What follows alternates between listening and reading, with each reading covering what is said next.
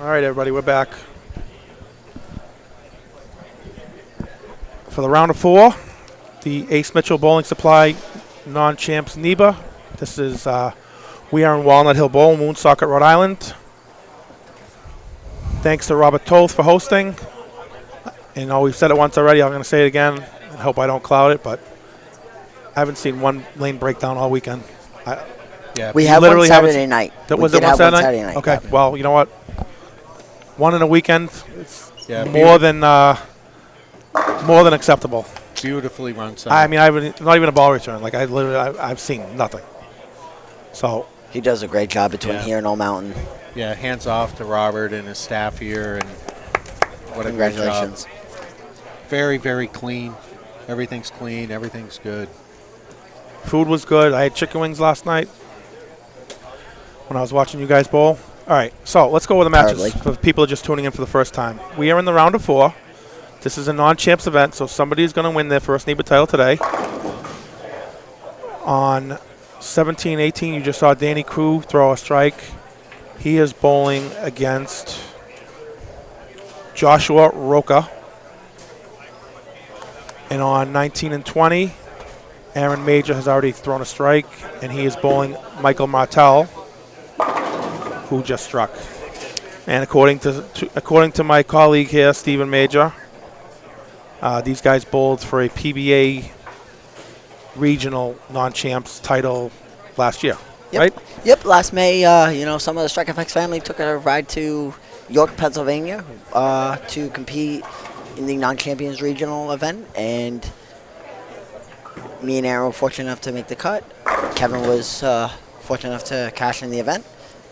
So also joining me in the booth, we have Jeff Bowden from Yankee Lanes in Keene and in Manchester now.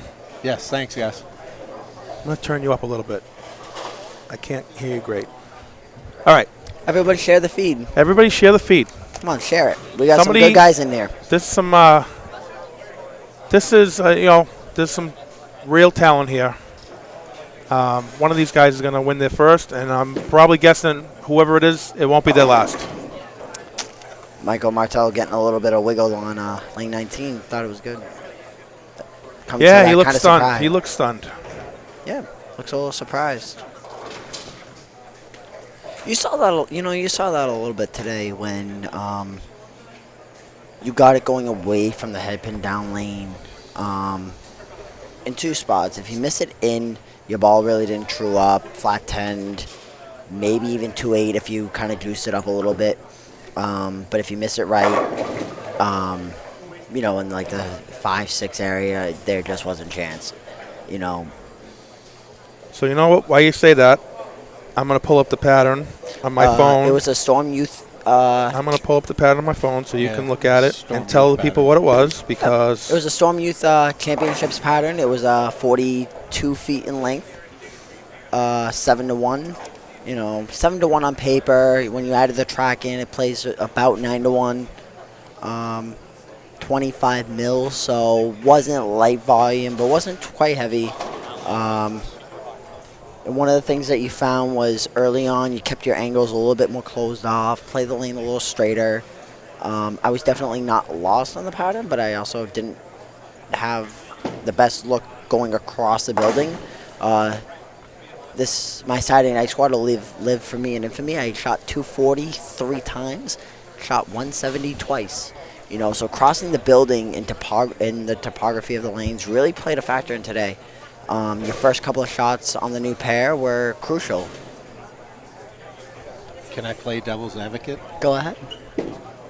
It's all about shot execution at some point.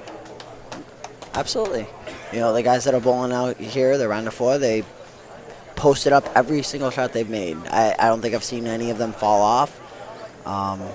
They watch that bowling ball transition off the end of the pattern, and it's like watching an actual NEBA. Sometimes you forget that it's a non-champion event.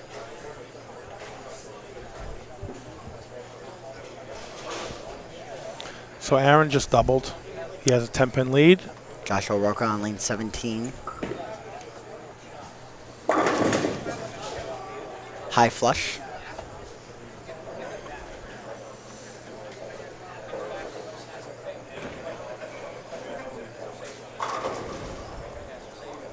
Danny Koo has had a number of showings. Last year at Westgate, unfortunately defeated by Stephen Dale to pick up his 11th title at Brockton, but that was probably Danny Koo's second or third second place finish. So his first title is definitely eluding him, but definitely deserving, and he wants it. Running out the light hit on lane 18 for a double. Yeah, Danny's been bowling well. Every time he comes to Keene, he's always throwing it pretty good. So it's good to see him throwing it so good. We used to play a game in the back when he was bowling about who could hear the ball touch the lane. And you'd never hear his. You'd never hear it. Growing up, I'm a little younger than he is, so I was a few divisions lower than him, especially in the youth days where, he was one of those guys where you knew he was good. Yep. I think he's throwing an insight, too. Oh, my. Oh, wow. Almost an 8-10. I think I just took the cloud curse. And just let me say this. Just the fact that, when you watch how good these four guys are, the fact that none of them have won yet, just goes to show you how hard it is to win, And, New England Rangers has some talent. And I understand that, once you start bowling and then you go a certain amount of time without winning, it just gets harder and harder because it's in the back of your mind all the time that you just have this monkey on your back. But it is the amount of talent that's around now, and the one-game matches, which, one bad break can cost you a one-game match. You get 2 practice shots on the lane before you start a match on a completely different pair. And if it's in a building where the lane topography is more varying, you might not see it right. Your eyes might not tell you right. What I was going to say was when I was in these guys' boat, when I first started, there was 2-game matches, total wood. 2-game total wood. Yep. And I think the guy that was supposed to win won the tournament more often because of the 2-game matches, which makes what guys like Alex and John Van Hees and Bill Webb, the amount of tournaments that they win under the format we have now,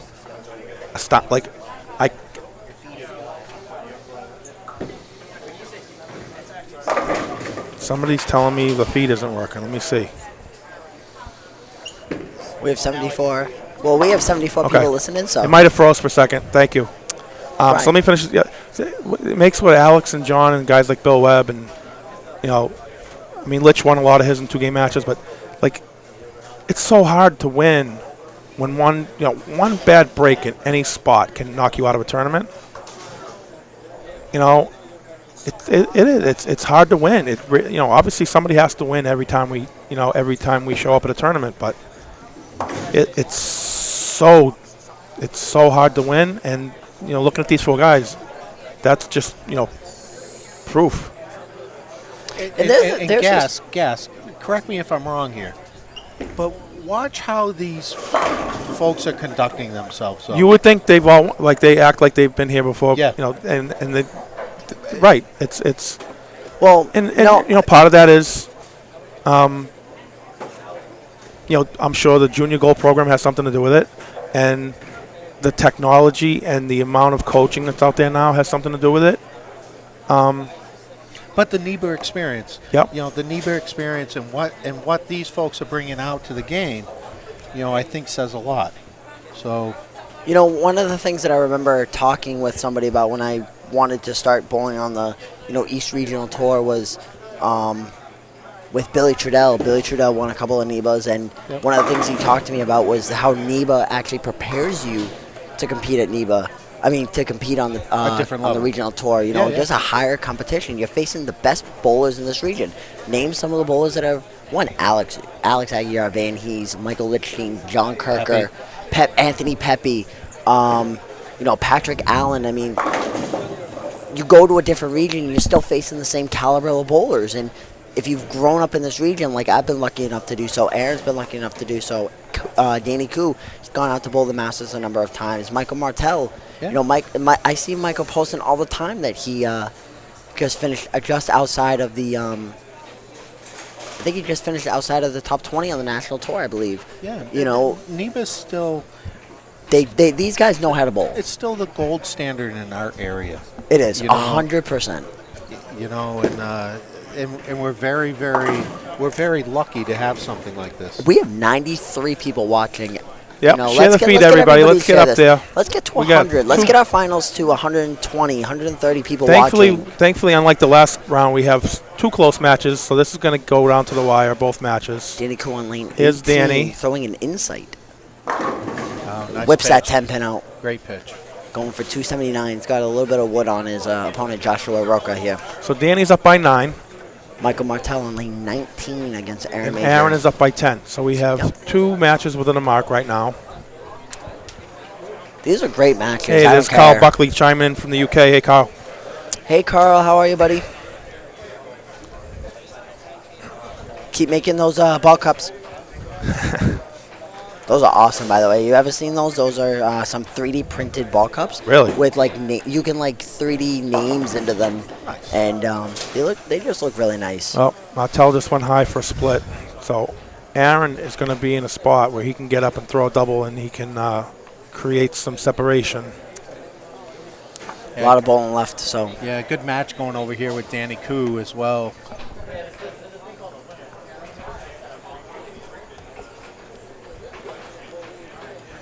Here's Danny. Big shot. Looks good. Yeah, Wow. 10 back. Yeah, that's a good pitch. You know, one of the testaments to watching somebody, especially like in a tournament like this, is do they fall off when they make a shot that they need? Do they?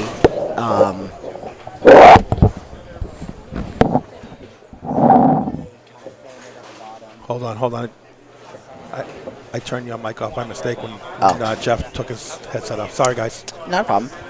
Do Jeff's they, a newbie. He doesn't understand that when he slams the microphone down that it bangs and everybody can hear it. Jesus, Jeff. But do you post the shots when you need them? Do you feint it right? Do you thumb it and kind of spin it a little bit? All those things matter. I mean, one of the parts that I struggled with today, me and Gaskell talked about this a little bit, was when my ball wasn't going through the pins correctly, just being able to relax and just commit to shot making.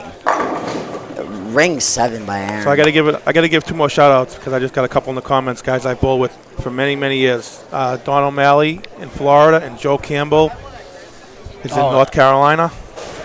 We got some Joe viewers Campbell, from all I over. know. Joe Campbell. Up from our area? Yeah, Cass? he used to bowl in Malden with me, yeah. Yeah, okay. Yeah, he's in North Carolina. He's watching. Malden's unfortunately, unfortunately, but fortunately, has converted over string pins, so we won't be visiting them for some time. But I hope that the transition has worked out for them. You always wish well. That place will be there for a long time. Good for them. I still believe. I mean, it's not for us, but not that I go there very often, but when I do go there, the place is always packed. So I hear some of the leaves and some of the carries a little questionable, but I guess whatever keeps these businesses open. here's the thing that I don't want to get into this for more than 30 seconds because we got some great matches to watch here, but this is what I'm going to say. This is my real problem with it. Is strike for Aaron on lane 19. It affects everybody differently. Yep. Okay? And I think it would help me if we bowled a tournament on that setting, because I would carry with my, decrepit wrist and lowered rev rate. Let's just say Low rev rate? Yeah, I would carry a couple of flat 10s because the string would knock the pin out. The more favorable But carry. guys that need 4 messages a day to get their score are not going to get them because you can't get the head pin across the deck anymore. I agree. So I think it would level the playing field for me. It would actually benefit me if we bowled a tournament on that setting, but I still don't want to do it. Well, you know what? Guys that need messages to get their score aren't going to get them. They might actually some people would average lower on the strings than they do on real pins. I would go up because I know I would carry a couple of flat 10s that I would have not carried. Well, speaking of carry, Michael Martell has just snapped out a 7. That's enough. Bruce does this to me every month. No more string talk. That's it. But it comes up every month, and that's the end of it. No more. Well, apparently, we are almost at 100 viewers. We're at 98. Let's get it to 100, 110, 20 for the finals. We got some really great matches to watch. Right, so let's update the scores. Just passed it, 101. Aaron is up by 26 pins through 7 frames. These matches come down to 7 to 10 frame. Danny Koo is currently up by 20, but he's on a double, so he can increase it to 30 with a strike here. Yep.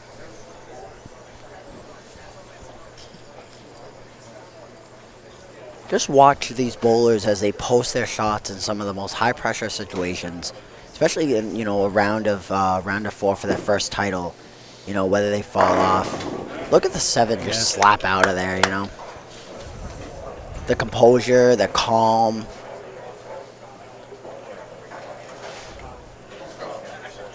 Danny Koo up on lane 18. I hate to say it, but I think Danny's becoming a veteran. Meanwhile, he dead flushes that one. Isn't that something for you? Shot right there. But you know what? Danny has always been a very mild-mannered competitor. He really doesn't get animated. Doesn't run too many shots out. Bowls in Brockton with me, Gaskell, Dale, Aaron on lane 20. Great sportsmanship by Michael Martell, clapping for him. Yep. It might not be a situation that he likes, but there's a showmanship for the fact that these people have battled against each other. Well, we refer to it as wars. Yeah, camaraderie. You and I have talked about this, a lot of friendships built here. So listen, I have met my best friends bowling. Guys like Dennis Bissonette, Kevin Tebow, Van Hees, Ayer, some of the people that I spend more than just my bowling life with, competing at NEBA. I mean, if there's a reason to come bowl NEBA, it's because of the people that you meet. I see you. I was very happy to see you this weekend. Colby Hagemoser, I see him off the corner of my eye. He's home from school with Tristan. I mean, you see so many people. If you look behind us, there's at least 20 people standing behind us watching this event. Oh, yeah. At least probably more like 30 to 40. The bowling what time is it, 7:30? Yeah, the bowling family's huge. It's great. It really is. And when something when something happens in the bowling family, whether it's good or bad, you always see the 100 comments, 85 to 90 likes. People just rooting for you. And when you continue on your journey, it's been one of the greatest things to not just experience part of me, but also just watch as other people compete. Michael Martell that's a great sucks the 7 Michael. pin off the deck. I mean, that's just amazing. You got to give credit to the bowlers that are out here. I could sit here and tell you what they're doing right, what they're doing wrong, but I'm not going to. You're just going to appreciate what you're watching. Steven, you want to go just do the specs of the pattern again real quick? Somebody just asked what we're bowling on. We were bowling on the 2018 Storm Youth Championships Open pattern. Basically the pattern that they use for that institution of that tournament. It was 42 feet, about 7 to 1 pattern, and 40 feet in length. When you add the track and stuff, it kind of plays a little easier. Some places a little softer, but what you're seeing is people playing a little different angles. Seeing Aaron playing him a little bit straighter, playing to his strengths. Michael Martell kind of bellying a little bit, trying to not talk so loud so that he can throw a shot. But wow! All right, so Michael Great strikes pitch. in the 10th. He can max out at 233. Aaron still has 259. I'm not sure if he liked that or not. 259 in the wood, right? Yes. So if Michael throws another one, Aaron is going to need a mark in the 10th. Wow, that's amazing. A match with 1, 2, 3, 4, 5 misses between the two of them, and they're not even misses. They're just like offhanded pocket hits where the the 4-pin just wraps around the 7 so viciously too. I think Aaron left a 6-pin, but Joshua Roca on lane 17 kind of juiced it up. Looked like he juiced it up a little bit. But you know what? It's to be expected at this point of a tournament when. All right, so he's down. Let's see. I'm doing math here. He's to down by 19 pins. Is that right? We're up to 113 people. Yeah, 19.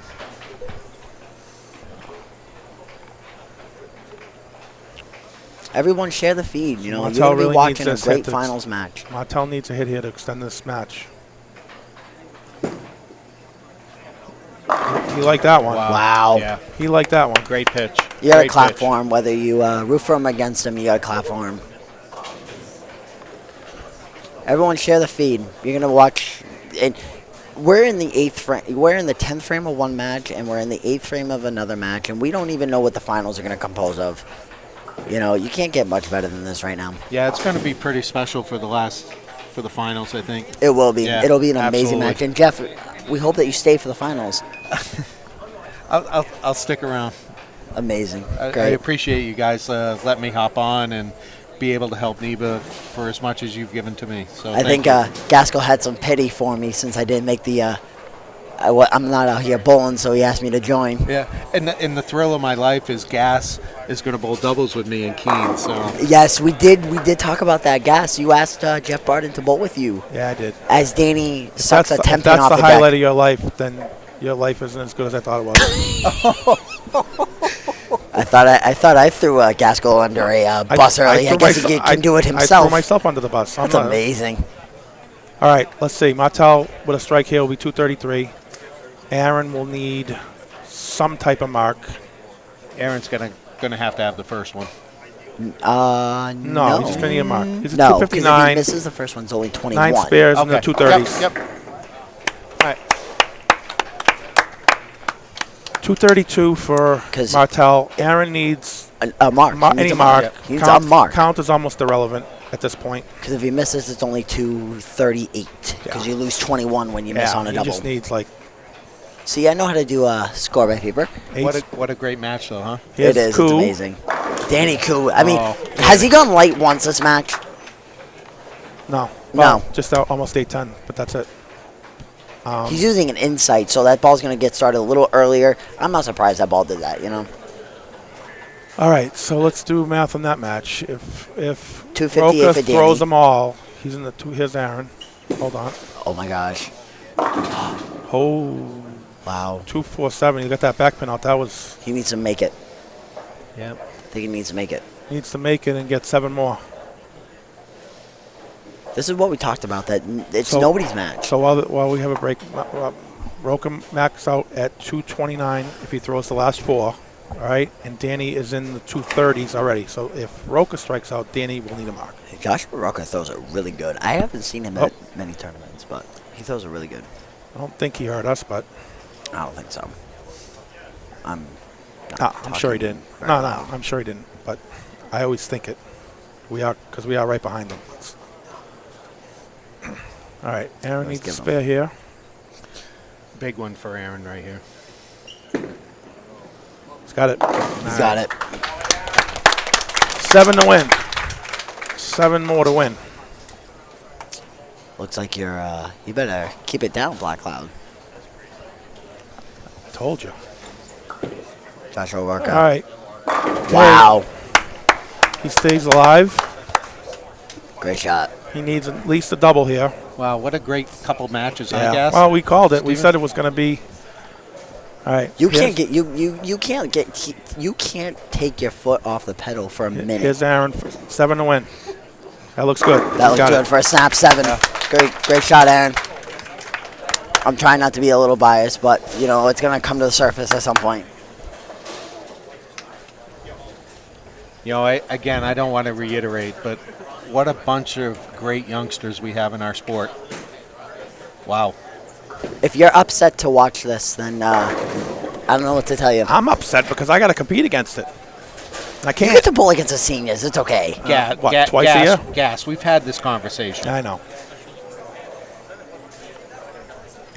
The kids are good. Oh, yeah, they scare me. I told you that. Yeah, I know. I'm petrified to bowl against these guys. All right, so Roca threw the first one in the 10th to extend the match. If he gets this one, Danny Koo's going to need a mark.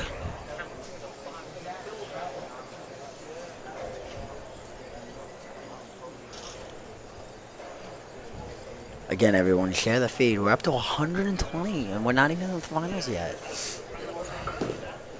That's a good pitch. Oh my goodness, a 6-pin. All right, so let's redo the math now. 218. You saw that a little bit when you softened your speed up today. You know, if you tried to be a little greedy with it and soften your speed up, you saw that ball kind of cut loose before the end of the pattern. You either, if you were right-handed, it was a 4-pin, left-handed, it was a 6-pin. You know, you had to just throw good shots today. All right, so he's in the house at 218. I think that's essentially just a Danny mark for Danny. Danny's got to keep it on the lane, basically. Like 6 or more, I think, I would say. Yeah, 94. it's like a low-level count. Yeah, like 6 or 7 and lock it up. He gets his swing going into That's the enough. pocket so well. Yeah, right? 212, Yeah, that's 219. enough. Yes, That's yep. enough by He's one. already Yeah. there. So he needed at least 6, right? And then something. All right. So I'm going to say this because we've had this discussion. Now that the matches are over, I'm going to say this real quick because Bruce and I have talked about this. Again, shout out to Bruce. He's not here this weekend. I'm Cookie Monster. running the show myself, but we've always had this discussion in certain events. Who's the best guy? Who's the best guy that's never won? Who's the best guy that's never won? You know, and the first 4 names, well, 5. It was 5 names originally. Was Tony Bennett, and then it was the 4 of you guys from Westgate, you, Aaron, Danny, and Kevin. Okay. Always the first 5 names we came up with when we were talking about it, and now Okay. 2 of them are bowling each other. So one of them's going to win. It's Absolutely. either going to be Aaron Major or Danny Koo, and they will be breaking into the winner's circle. We're going to be taking a break, though. Great matches. We're going to log out. We're going to sign 104, off. 104 viewers. I want to see you Everybody all back come on. back for the next round. You're going to see a great match. We gotta slide the camera over, so I'm going to get off right now. So by the time they're done with practice, we're ready to go. Share the feed. Thanks, guys. We'll see you soon.